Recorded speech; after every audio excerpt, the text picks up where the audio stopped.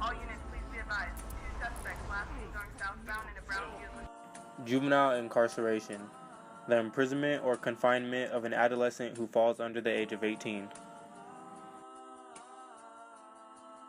An estimated 7,100 juvenile defendants were charged with felonies in adult criminal court in 1998.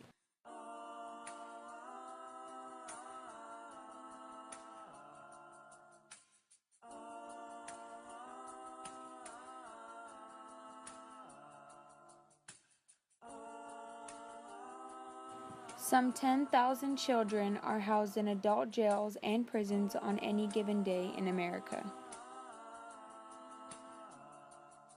I've never heard of such a thing.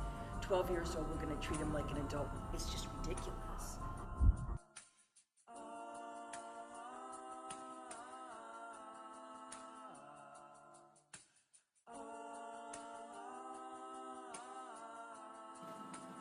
In the case of the incarceration versus community comparison, the data showed a 7% increase in recidivism for those offenders who were imprisoned. Criminal rehabilitation, a convicted person's reintegration into society, focusing on the reduction of criminal recidivism. Based off of recidivism statistics, rehabilitation has a more positive outcome when it comes to reducing recidivism than incarceration. Therefore, it should be used primarily and incarceration as a secondary form of punishment. However, in cases such as the Columbine shooting, citizens claim that juvenile criminals who commit a severe crime are an endangerment to themselves and the community, thus creating an uncomfortable and unsafe neighborhood.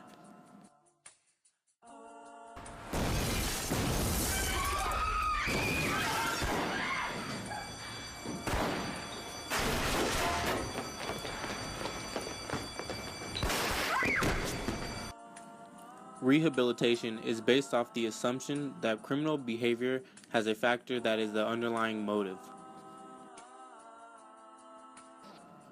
Therefore, based off the basics of rehabilitation, even the previously shown people who were involved in the Columbine shooting had a deep underlying reason for committing the acts that they did. Sometime in April next year, me and V will get revenge. Clearly stated, the acts were a form of revenge. However, revenge does not justify their actions, but it does show that there was a reasoning behind the massacre. They were provoked and pushed to their limits to the point where their only solution was to commit a terrible crime. It was not out of their own free will. Before immediate incarceration, juveniles should be sent to rehabilitation programs. After completion or failure to complete rehabilitation programs, it should then be decided as to whether or not a juvenile is to be incarcerated or placed on probation. According to the statistics, rehabilitation centers reduce recidivism rates more efficiently than incarceration. In 2005, Texas juveniles who were previously incarcerated have a reincarceration rate of 52.2%. In the state of South Carolina, juveniles are sent to the Star Academy program, and through there is a recidivism rate of 14.4%. I think it's important to get your surroundings as well as yourself into a positive state, meaning surround yourself with positive people, not the kind who are negative and jealous of everything you do. Meaning, a juvenile needs to be surrounded by people who are going to help them rehabilitate, and not convicted criminals who are only going to teach them to be better criminals themselves. Rehabilitation allows for juveniles to be given a second chance. It allows them to grow and become better citizens to the community and society as a whole. If you have or know someone who is an at-risk youth in the El Paso, Texas area, who is in need of an intervention to prevent entering into the juvenile justice system, contact Roger Martinez, the Chief Juvenile Probation Officer.